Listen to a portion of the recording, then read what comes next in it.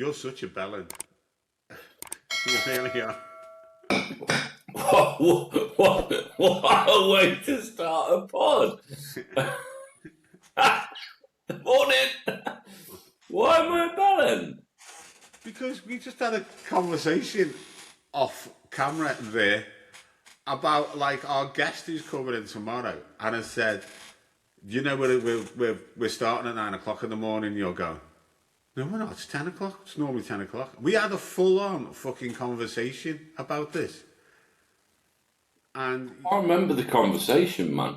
you do. Our guest tomorrow needs to be somewhere at 11 o'clock. So I said to you, are you available tomorrow at 9? And he said, yeah, that's fine with me. And now you're just fucking acting like we've not had that conversation. See, this is what I was getting into when I had that little Charlie's Corner the other day about your senility. Yeah.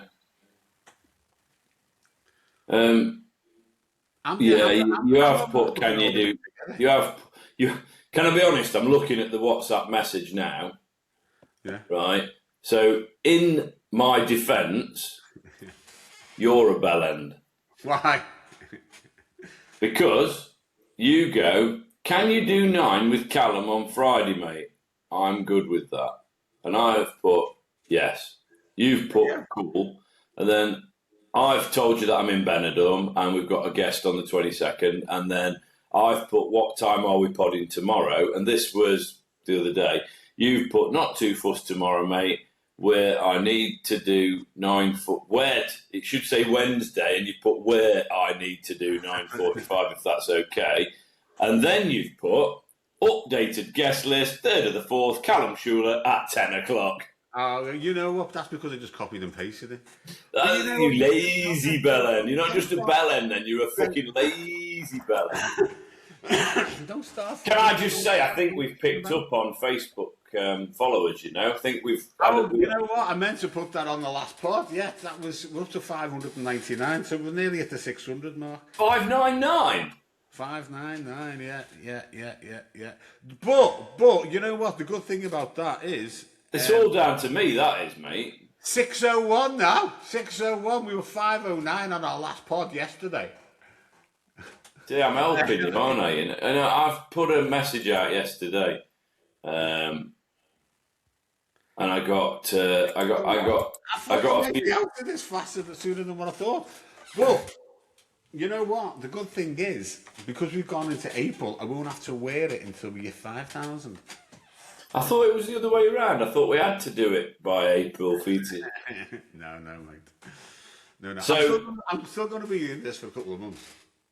So 400. Have we got to get 400 followers?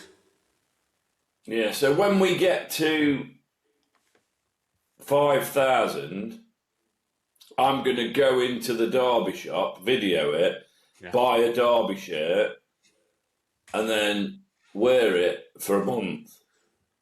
Yeah. And then I'm going to burn the Derby shirt. No, we can raffle it off. I'll burn it. No, don't burn it. Let's raffle it off for charity. For them. I don't. Charity begins at home, mate. I'll burn it. Some of your fucking views are awful. They really are. I've got Why? That one, yeah. I was fucking mortally wounded by that fucking view you shared yesterday about if you could do anything in the world, you wouldn't get done for it. You know, anything illegal. Yeah. And you said you wanted to kill somebody. I was like, that fucking shook me up. That did yesterday. Come on, there must be somebody somebody that you would just go like, doesn't everyone have a morbid fear about, like a morbid infatuation with what it would feel like? Everyone has a morbid infatuation about what death will feel like. Everyone has a death urge. Yeah, but that's like, you know, thinking about death. Everybody wonders what death will be like, because at one point they're going to fucking be in that state, aren't they? They're going to feel that. They're going to realise that.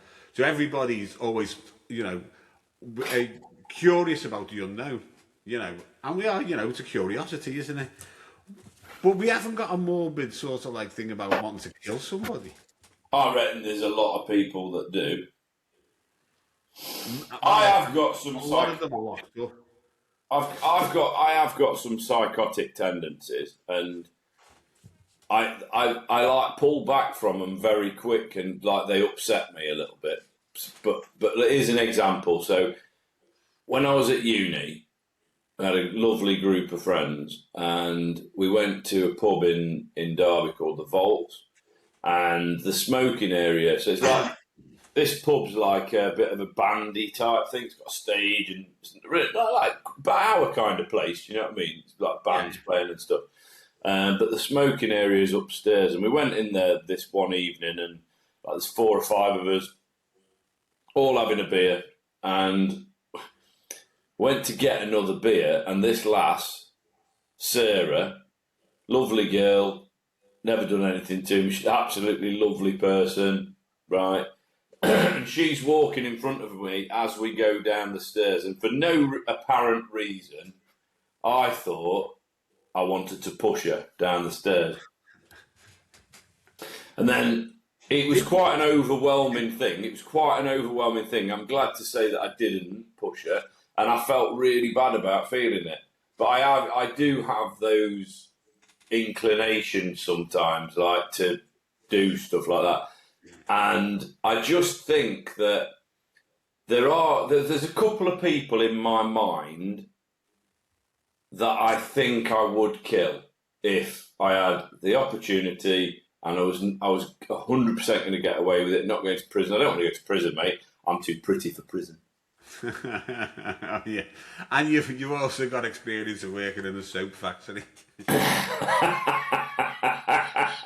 Yeah, but surely, I mean, drop us a message. hello@funnyfarmpod.co.uk or on Facebook when we put, or whatever. Drop us a message on the YouTube on. Scary. Just let us know. I mean, I do have that in me. I don't think I could. It's like I said yesterday on the pod, I couldn't kill an animal to eat it, so I'd definitely be vegetarian. If the choice was kill a cow or eat veg, I'd eat veg. Yeah, and I think you agreed with that. I think you were the same as me. Yeah, I'm quite. But I love animals. I am one of those dickheads. I am absolutely one of those dickheads that says dogs are better than people, and I absolutely believe it. I absolutely believe that I would much rather spend my time with my dog than human beings that are going to fucking annoy me. So it really upsets me when you see stuff about animal cruelty and all that kind of stuff. But I mean, the reason I'm not a vegetarian is because Tesco sell meat, don't they? Yeah, I mean, I'm really squeamish. I mean, I can't watch. I mean, I can't even watch Casualty on the fucking telly. You know what I mean? I mean, I just don't like blood or anything like that. Do you think this is an age thing with you? Because you used to I've seen you hit a lad's head off a curb. No, it's got nothing to do with age. I've always been squeamish. I don't like blood. But I've seen you hit a lad's head off a curb. Chris, I don't know where you're getting this from. You're absolutely. Some of your fantasies are absolutely like.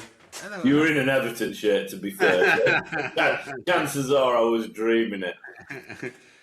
Let us know, people, if you've got or any other kind of weird things that the question I asked Charlie yesterday, if you've not watched the pod, and if you haven't watched the pod, fucking watch it, mate. Watch the fucking pod from episode 1 through. They're good, I mean, arguably they're better now. We ain't got Joe. No, I'm only kidding.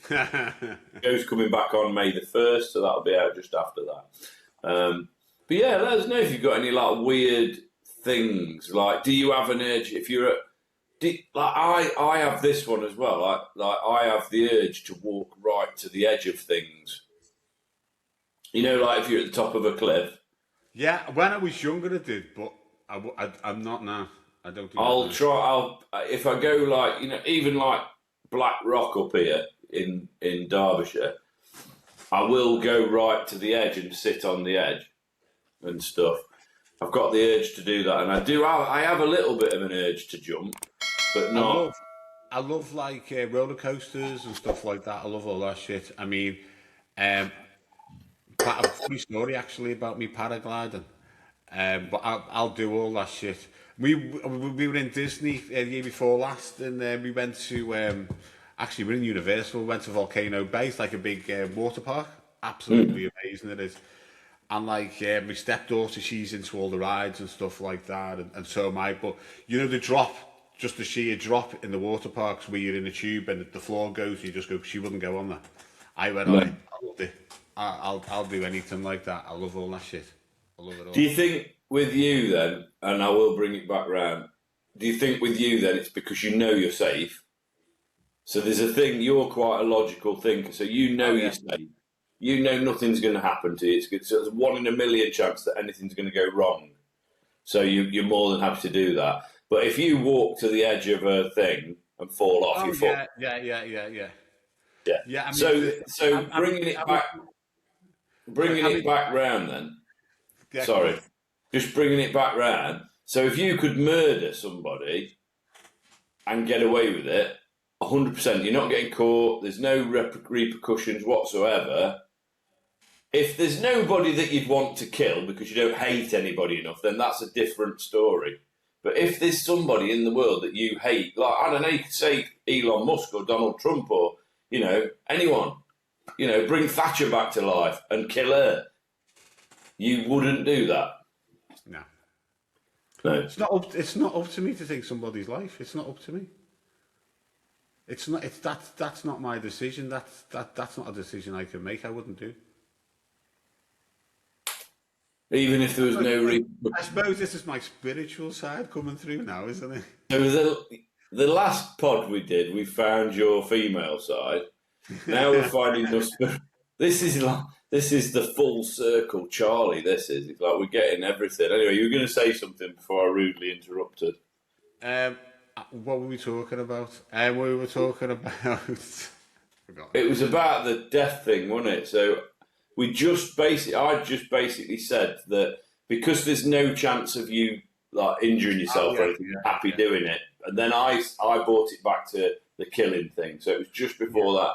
Yeah, I wouldn't do that. I've forgotten what I was going to say now. I'll probably come back to it in a minute. But I'll go back to a funny story that I had when I was paragliding. Oh, that's what I was going to say. You know, like you were saying about you're in control. I like me walking. I love walking over through Snowdonia. I've done loads of walks through there. I love going up Snowdon, and there's like a famous walk called Crib Rock, I think it's called, up Snowdon, and basically you're jockeying basically a peak, so you could fall either side, and loads of people do. So you have to go on it, once you've done it, you'll be all right, and then I'll never do that. That's to put myself in danger. You know what I mean? There's been loads of accidents on there. I wouldn't do that, But so yeah, I like to be in control. So like, I know if you're going on roller coasters and stuff like that, the chances are nothing's going to happen. You can. So, but there's probably there's probably more people that die on the road than there is on that peak. So, like, the chances of you dying in your car are much higher than. But I'm in control. I'm in control of the car. I know. You're not, are you? You're not. You're in control of your car. Yeah. I'll give you that. Somebody else's car. But you know what? I'm a good driver, and I've avoided fucking. I've been in a basically a crash where somebody died.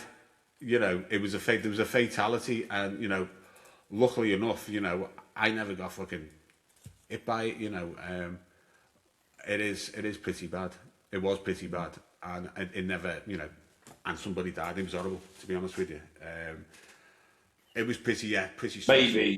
Maybe Charlie killed this person. Maybe he thought I'm gonna. No, a wagon in front of me. It was in a road in Wales as well. It was when you go down the A55 before you get on the A55. Where you come off to go to mine.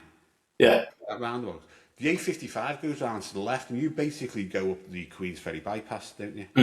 Yeah. Well, that bit round that way, I was coming the other way down it. God, I'm going back about 20 years, probably more here. It's when I first moved back to Liverpool and you were working in the paperclip Yeah. factory. Um, and yeah, I was coming down the dual carriageway, and there was a wagon in front of me, and there was a van because there's no hard shoulder. There's a van parked up, and I'm convinced to this day that the wagon driver was on his mobile phone. Because the wagon hit the van. There's no hard shoulder. Hit the van. The van bloody somersaulted up the embankment. Fucking hell. The wagon flipped, right, and I thought what was a wheel was coming up my car, and it was the mudguard. So basically, I just saw this thing fucking spinning like fuck towards me, and I thought at that time I'm dead because I thought it was a wheel coming towards me. Luckily enough, it was the mudguard, and the mudguard just hit the front of the car and just disintegrated. The wagon flipped over. It went through into the other carriageway. Went right through the other carriageway. Car bang, hit it straight on. The woman, I don't know if she was the passenger or the driver, that killed instantly. A fella gets out the car and he's shouting, "Oh, the baby, the baby!" And he's covered in blood. It was horrible. And he's coming out, "The baby, the baby." I'm in shock. People running over to his car. Somebody come running over to me, and all I can hear is this bloke going, "The baby," and you're like, the fucking blood just drains out of you, and I'm sat there, and Fucking hell. yeah, and like they come over to me, some guy being over there, and he comes back over to me, and I'm going, "It's not the baby's dad." He said, "No, his partner's, she's dead. You can just tell she's dead." So how about the baby? He said, "They're going to pick up the baby from nursery." I was like, "Oh fuck." Fuck. It was horrible, mate. It was horrible, and yeah, so there was a massive fucking the police. I was there for hours because they pulled in the CID or whoever, don't they? Because there's a death. The wagon driver just got out of his wagon, and yeah, I was there for hours. The police took me to Chester fucking police station. I was living in Liverpool at the time, and they were like, I said, so they had to have my car for the investigation. We want to take your car. Okay, well, how am I getting home? Oh, you have to fucking make your own way home. And I was in shock. Yeah, I was totally in shock, mate. I was totally in shock. And one of the coppers, fair enough, he took me back to the station and said, "You're all right?" I said, "Well, no, I've got to make my own way home." Fucking in shock. He said, I'll get you a sweet tea. So he went and got me a cup of tea. We got my head together, phoned my sister, and my sister come and pick me up, like. But it was like, the worst thing about that was then I had to go to the... Fucking wank. Yeah. You had to make your own way. You've been just seeing all that shit, and you've got. Yeah. So I had to go to the coroner's court. That was horrible. That was absolutely horrible. I wouldn't sit in to listen to all the evidence because I didn't want to know what had gone on. Earlier I said I was squeamish, and I didn't want to listen to all that had gone on and what had happened to this poor woman. And I went in there, and they're saying to me, "What do you think happened?" I said, "Well, the driver didn't slow down. He hit the van. The van rolled up. The guy in the van, they broke basically every bone in his body. He was sat in his van. He was sat in it. I think he had his mate, like an apprentice with him, and he was pretty injured as well. Could he have been parked there? Had they broke down? He broken down, yeah. Wow. So, and I'd slowed down, to be honest with you, because I thought that the wagon was, because I wasn't going to overtake the wagon, because you could see he was going to pull out, because there's a van there, but he just ploughed into it. And so they're saying to me, and this is in the coroner's court, so what do you think happened? So I'm telling them, and I'm saying, I think the driver was, he must have been on his phone, or there was something else going on. He was distracted in some way because he never attempted to pull out. And then they go in, and he never attempted to brake. And then they go, "So what do you think? Why is the skid mark so many yards back, or over 200 yards back?" I said, "As far as I'm concerned, he never tried to brake. You asked me what I thought." And then they were trying to really trick me into something. And the coroner just said, "Listen, Mr. Lucas, if you don't think you want to answer those questions, just say, I'm not going to answer them. And that's all I said. When I was sat there then, I'm saying, I'm not answering your questions. I'm not answering your questions. I'm not answering your questions. Or whatever words the coroner asked me to do. And I never answered any more questions. And he knew then, and he just said, right, you can go now. So, what, because they're trying to trick you into some kind of fault? Yeah. It's your fault. I was wrong, or not that it was my fault, but you know what I saw was wrong because I'd obviously given a witness statement. They were trying to rubbish my statement, basically. And then, but that was worse than the criminal court. Yeah. So then we went to sort of like the criminal court, and again. So you went to that as well? Yeah, because I was a witness. Fucking hell. And that was easier because I just went through my statements and told them exactly what I thought had happened. But you know what? On both of those occasions, you can see that I was physically shaken by it all, you know. And afterwards, the lady who died, her parents, I think the driver got off. I think he got something like 9 points on his license and fucking got off with it, and like a fucking £200 fine or something. And the coppers were on my side, you know, and the family of the woman who died, her mother wrote me a letter, and the coppers rang me up and said she wrote me a letter, you know, and it was a lovely letter. We could see, you know, how upset you were, and you know, and you didn't agree with the verdict, and they were trying to pressure you, you know, and we really want to thank you for, you know, standing up for my daughter and stuff like that. It was lovely. It just really upset me, really affected me. It was a horrible experience. Tell now that it affected you, mate. So fuck me, bad it was when you. It was horrible. I mean, you know, that kid has grown up. When was that? I'll tell you when that was. I just started in display matters, so that was 2004. That was. So that was what, 32 years ago? No, 22. Where are we? 22 years. 21 years ago. 22 years ago. So that kid will be like 22, 23, 24 now, and grown up all that time without a mother. Yeah, it's mad, isn't it? That wagon driver was on his phone. There wasn't any of this, you know, 3 points for being on your mobile or anything like that. I'm convinced he was on his mobile phone. But he never got done for it. Never got done for it. No, he just got a load of points on his licence. I don't even think he was banned from driving. That's mad, isn't it? And he just fucking walked out of that. I don't know if he lives with that every day of his life. I hope he does. I hope that's his sentence, that he lives every day of that life, of his life, you know, thinking that he's fucking taken a life and he's ruined a family. Because he couldn't wait to send a text to his pal or something. Yeah. He was definitely distracted. I don't know, it might have been something totally different, you know, but he wasn't drinking. But yeah, it was a horrible experience. So yeah, so, you know, what you're saying about being in control of a car, when I saw that thing coming towards me, that fucking big black thing, and I thought it was a wheel, I thought I was dead. So yeah, and I understand what you're saying there, but I sort of like slammed on. I could have gone into the back of the wagon. Yeah. You know, I could have been in the back of the wagon. That wagon could have flipped over me if I wouldn't have been looking ahead and realised that there was a van there. I could have been. Yeah, I'm not arguing with you on the fact that you know you're a good driver and you're in control of the car. And this and the other. My dad's argument with me having a motorbike years and years ago was that there's just too many fucking idiots on the road that you can't control. It's a weird one, isn't it? Because I use that to be contentious, and we've ended up with a really sad story coming out of that, mate. Sorry about that, by the way, if it's like upset you, because you could tell you were physically upset by that. The point that I was trying to make, we all get in our cars every day and we go and do these things, and effectively you're driving a lethal weapon that could kill somebody, as you have seen.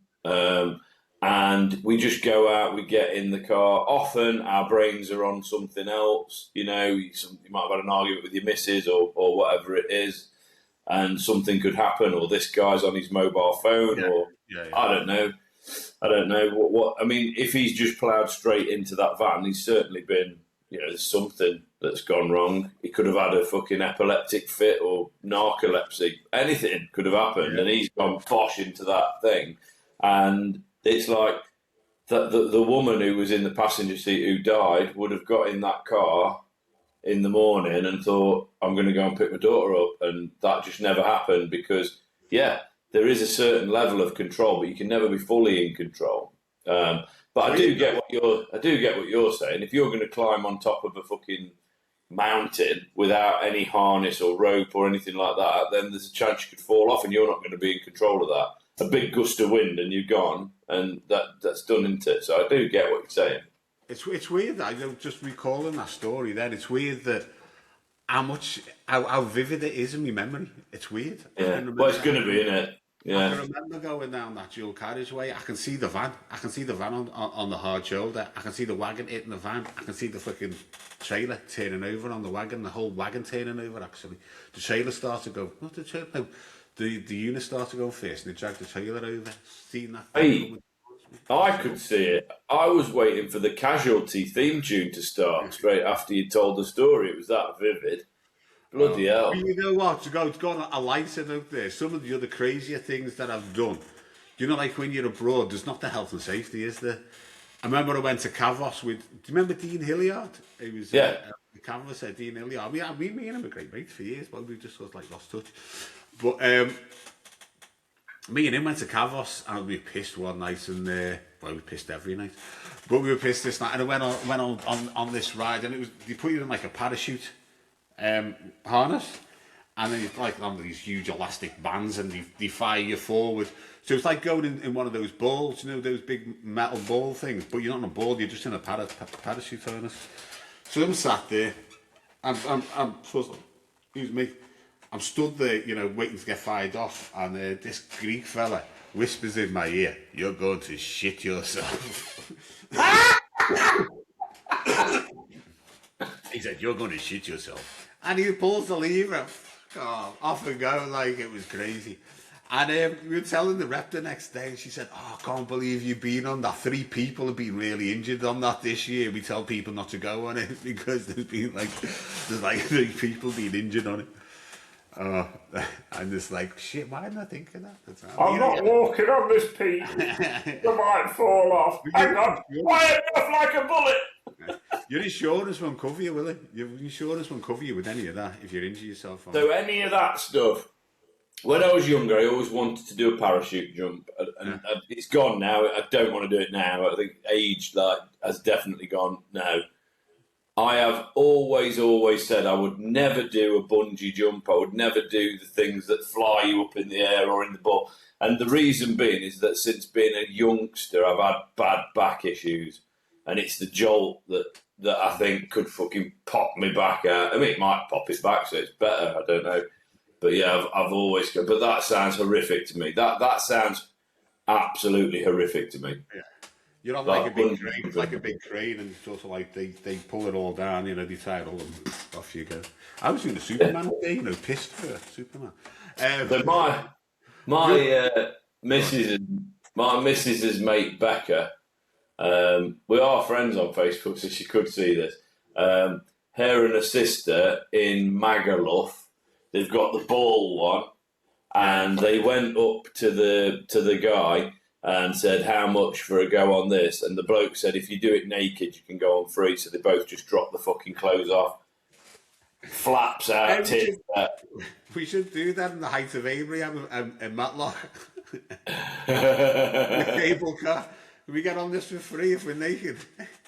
They're going to tell us to fuck off, aren't they? I know, yeah. They'd probably turn around to me and go, "Chris, when you started the pod, we'd have let you, but you've let yourself go, mate. Sorry." The other one I've got on that, we're in Tunisia, and I decided to have a go paragliding before we had the kids, me and the missus. And Tunisia's great, I loved it. So you put it in your harness, and you're running down the beach. I'm ready, got myself ready. So up we go. And then, you have, the way they clip you on. So it's like a carabiner, then another carabiner. Yeah. So like 2 carabiners. So I've got my thumb stuck between the 2 carabiners. Right, so that it's going up, and my thumb is, these two things sort of like clamp my thumb in. And I'm fucking screaming at the fella below, get me dog! He's going, hey! And going to my missus, me fucking thumb stuck, and they're all waving to me, going, hey! And I'm fucking screaming, me thumb stuck. I had to fucking, when I pulled it out, I thought I pulled the end of my thumb off. Oh, but yeah, so was that just getting tighter and tighter as you were going higher? Yeah. Honestly, you know, they were in the days when I was drinking loads, and I had a bit of weight on me then. You know, I was like 19 stone or something. You know, and it was like, oh fucking hell, yeah, it hurt me. You are so much more like you've gone like Chris had killed somebody, but you're far more adventurous than I am. I mean, if I go on about holidays and stuff we've done, we've been on the pirate boat and the jet boat at fucking Bridlington. But I don't go on any of that stuff. I'm not a massive fan of the sea. I think the best boat trip we did was in Egypt when we went scuba diving, so you can have like a scuba diving experience. So they put the tank and everything on you. They never had like a fucking wetsuit to fit me because I was, as I say, was a little bit bigger in those days. And your trolleys? That was good. Like, it was only like about 15 minutes, half an hour, but it was great, you know. There was no training beforehand. It's just like, put this on, just breathe normally, off you go. Really? Yeah. So how far down did you go? Because you can get the bends and that's really bad, isn't it? I wasn't that far, probably about 15 feet, 20 feet. Oh, right, okay. So you're not going far enough down to... You don't have to, in Egypt, there's that many fish in that you can see, you know, you can do scuba, not scuba diving, just snorkeling, you know, maybe. But yeah, that's another one in fucking... I've been to the same place in Egypt twice. My family, when I was younger, always used to call me an accident waiting to happen because I was always falling over, breaking bones, twisting ankles. There's this fucking pothole in Egypt, and honestly, must have been about 3 or 4 year gap between us going to Egypt on the two occasions. Both occasions, I fell down the same fucking pothole and did my ankle in. Honestly. And we moan about potholes here, don't we? 3 year gap and it's still fucking there. They ain't got Jeff and Bill coming down with the bucket of tarmac, have they? Fucking, let's pump that down. Sharm el Sheikh. I don't know if it's fucking stolen. I'll have to go back. But you know, with all the terrorists... We'll do a special, mate, if we ever get... I used to do Egypt and Tunisia. I used to love those places. But, you know, since there was that big shooting, wasn't there, in Sousse in Tunisia, and since then I've been like, you know, we sort of like stuck to like Europe, and not gone out that far. So we've just been doing like Greece, we've been to Greece loads, Spain, you know, Turkey, but you know, we've only just went back to Turkey, but yeah. Anyway, we're coming up to 32. I'd probably bottle out at the point when I found the person that I hated on the day that is no consequence there. Probably bottle out, mate, in the end. Okay, I'll let you have that then. Yeah, but there's a thing in me. There is a thing in me. Anyway, give us a contact. hello@funnyfarmpod.co.uk. Tell us about your funny holiday accidents or road collision stuff. And yeah, Kev. 811-855. Trauma line. Kev, watch the fucking pods. We tag the guys in. So, there's a way you can do it, actually. If you want to know, like, we tag the guys in the pods on YouTube. When we put the pod out, whenever we've put the guest pods out, if you go on the Funnyfarm Pod, we tag the guests into the advert for the pod on Facebook. So that's how you can know. So tell Kev, he won't fucking watch this, will he? I've just done all that for no reason. Can you answer that message today for us? Where is the message? It's in one of our latest... I'll fucking personal message him. Okay. Fucking hell. Just watch the pod, you cunt. Love you. Bye. Bye.